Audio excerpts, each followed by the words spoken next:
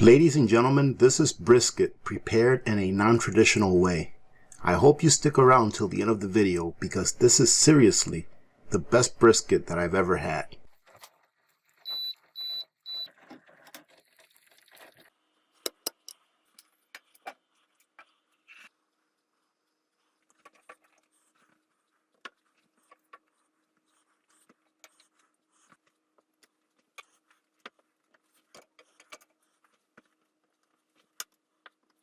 Hello YouTubers, Alaska Prepper here.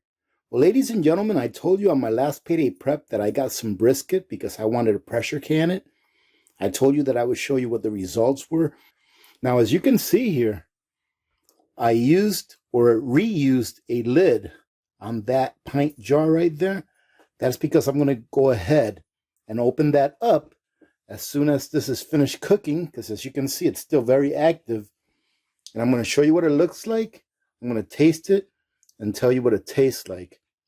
All I did to prepare this brisket was trim the fat from it, and then I just went ahead and put it in the jars, and I put a little bit of salt. I put a half of a teaspoon of salt per pint and a full teaspoon of salt per quart. So as soon as these are done cooking or done processing, I'll open that one up and I'll show you what it came out like.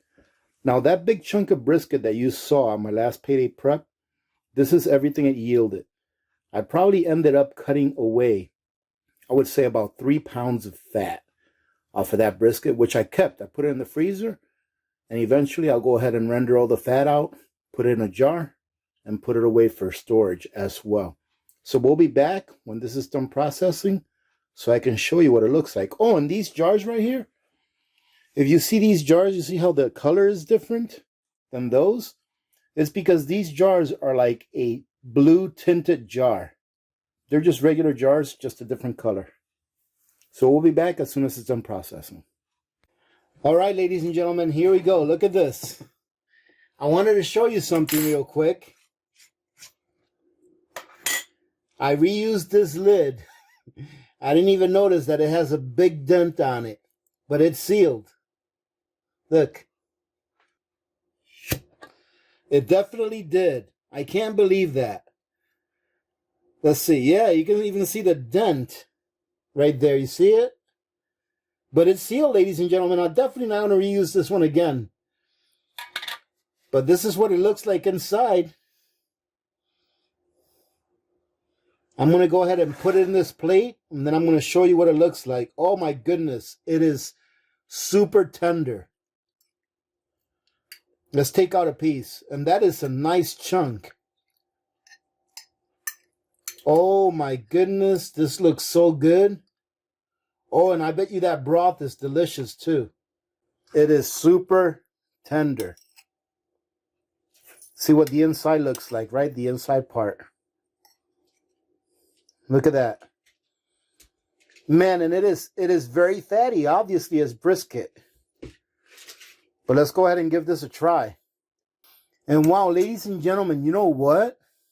Remember I told you on one of my previous canning videos, the one where I canned the oxtail and the beef stew, that I was going to try and get more oxtail to can because it comes out so good. This tastes like that oxtail. And it is a much cheaper cut of meat. Those of you that do pressure canning out there, if you haven't tried this, you need to try this. Because this is delicious. And all I put in this was just a little bit of salt. That's it. I didn't put anything else in there. It's just the meat and a little bit of salt. So I really hope that you give this a try because it is delicious. It's definitely worth giving it a try just to see if you like it. Ladies and gentlemen, I have what I think is a great idea. I was thinking to myself after I had that first bite of brisket, which was delicious, by the way. How can we make this more like a barbecued brisket? And I came up with this. I am going to go ahead and take this skillet.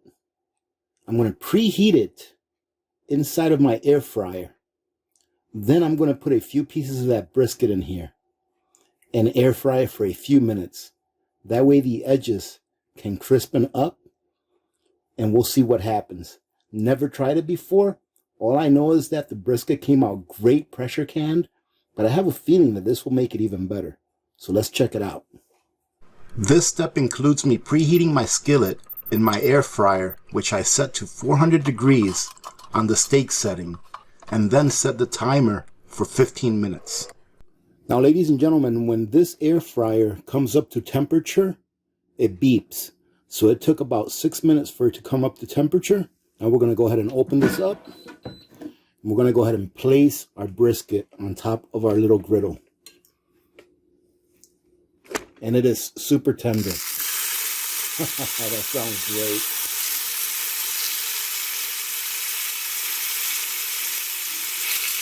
I don't really want to crowd it, so we're going to leave it like that. We're going to go ahead and let it run for the rest of the 9 minutes, and then we'll take it out and show you what it looks like.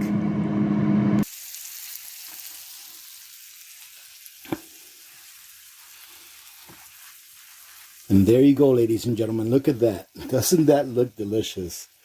Now, what I'm going to do is I'm going to try some by itself. I'm going to try some with a little bit of this sassy sauce that one of you sent me. I'm going to try some with a little bit of regular barbecue sauce and a little bit of A1 sauce to see how they all pair up. Before I cut into them, let me give you a close-up.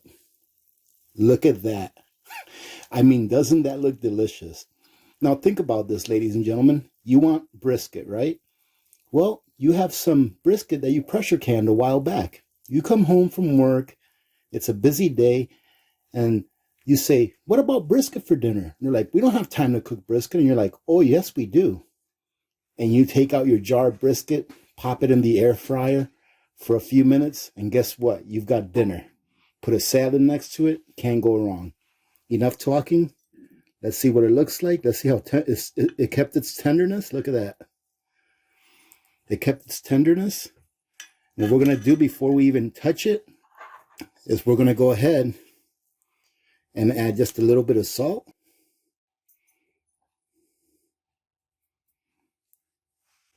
There we go. Look at that. Oh my goodness. This is lunch. And for lunch today, ladies and gentlemen, we're going to have brisket with brisket and brisket. Oh my goodness. You do not need any sauce for this. This is delicious. I mean, it really is. I truly hope that you all try this. I truly hope that you all try this. This is just as good, if not better, than any brisket I've ever had. Let's go ahead and try some with the sassy sauce. My goodness, that is so good. And look at how tender it stayed. Let's give it sassy sauce a try. Never had this before, so we'll have to see. Oh, wow, that's really good. You know what, though? I think I might need to try it again just to make sure. Let's see. Look at that. That is delicious. That is delicious, ladies and gentlemen. Let's go ahead and cut into this nice big piece right here. And let's try it with just regular barbecue sauce.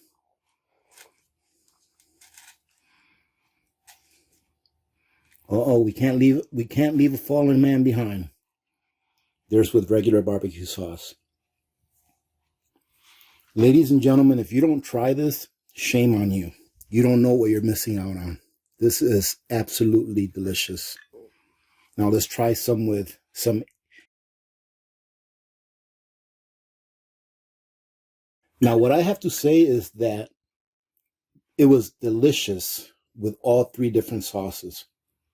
However, if you're a purist and you're like me, a person that thinks that a good piece of steak or meat can stand on its own with just a little bit of salt, it is perfect just by itself.